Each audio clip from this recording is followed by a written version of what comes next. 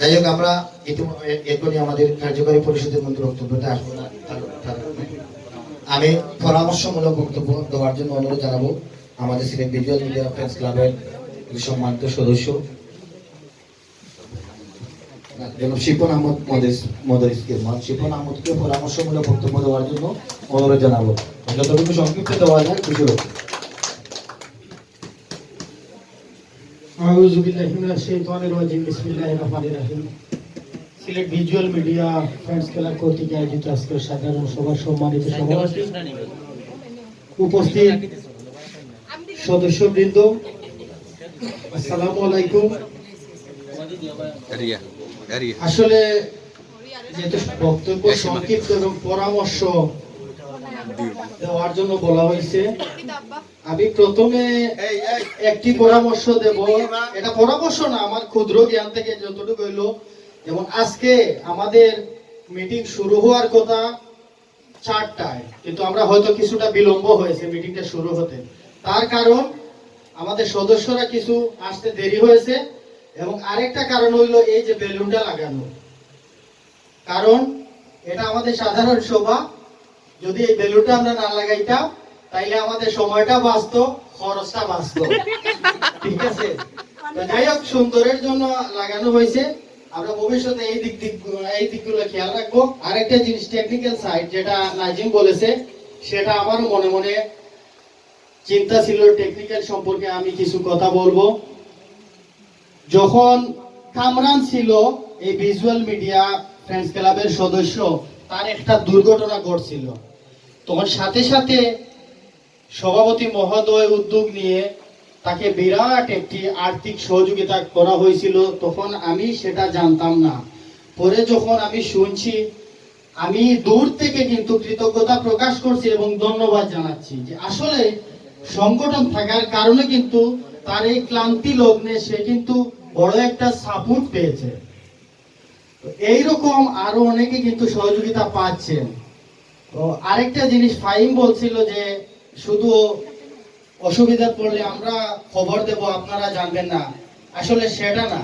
আপনারা যদি ফেসবুকেও লেখেন আমি অসুস্থ বোধ করছি, সবাই দোয়া করবেন, দেখবেন ভিজুয়াল মিডিয়া সবাই জেনে গেছে। তখনও কিন্তু সবাই এগিয়ে আসবে। কারণ হয়তো আমি যদি বিছানায় থেকে কারোর সাথে যোগাযোগ না করি, তাহলে তো কেউ জানতে পারবে না আসলে আমার কি হয়েছে। আরেকটা বিষয়, বৃক্ষ তোমার নাম কি ফলে পরিচয়, সেটা আমরা সবাই জানি। ঠিক। শাহেদ মোশাররফ কোটাইমিয়া কিন্তু একদিনের না। সে উনার সম্পর্কে গুণগান আমরা এত পরিমাণ যে গাই, না গাইলেই চলে। শাহেদ ভাই আগে লোকজনকে সম্মান দিতে শিখেছেন, বর্তমানে তিনি সম্মানিত হয়েছেন। ওনার কাছ থেকে আপনারা শিখেন। আমি শুটিং এ গেলে, এখনো প্রায় সেটে গেলে, প্রথমেই আমার মনে হয় শাহেদ ভাইয়ের কথা। কি জন্য? উনি জানেন কাকে কোথায় সম্মানিত করতে হয়। ওনার কাছ থেকে কিন্তু আমাদের অনেক কিছু শিকার আছে। একটা শুটিং সেটে গেলে সিনিয়র মানা নাই, জুনিয়র মানা নাই, যে যেভাবে পারে সেভাবে চলে।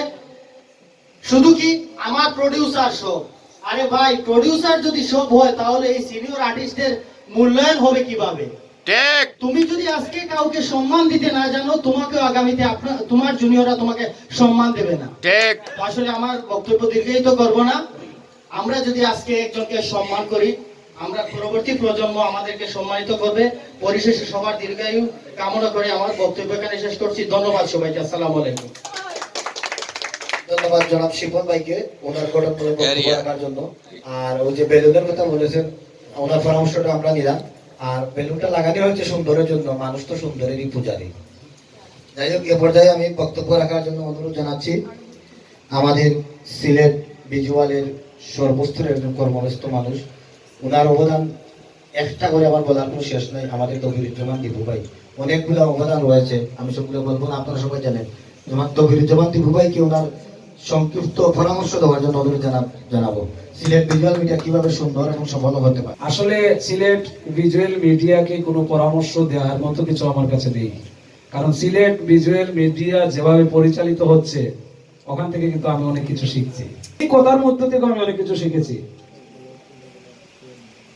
আর কি বলবো, আমি 2-1 দিন আগে আমি ফেসবুকে একটা ডায়লগ দেখেছি, একটা ছোট্ট একটা কথা। বিশ্ব আজ সঙ্গীত, মানবতা আজ পরাবে শহীদ, কিন্তু আমাদের যেমন উদ্দেশ্যহীন নয়, আমাদের একটা উদ্দেশ্য আছে। উদ্দেশ্যটা হলো আমাদের সিলেটের নাটককে সারা বিশ্বের মধ্যে শ্রেষ্ঠ নাটক তৈরি করা। ঠিক। আপনারা কি বলেন?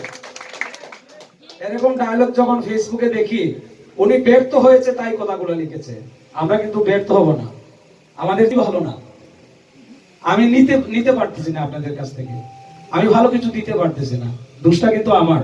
সিলেটি নাটকের যত, আমার নাটকের যত খারাপ সাইড আর যত ভালো সাইড, যত ভালো দিক, সবকিছু হচ্ছে আপনাদের। আপনারা অনেক ভালো অভিনয় করেন, অনেক ভালো কাজ করেন, আপনারা সবাই অনেক ভালো, দোয়া করবেন আমি যেন ভালো কিছু করতে পারি।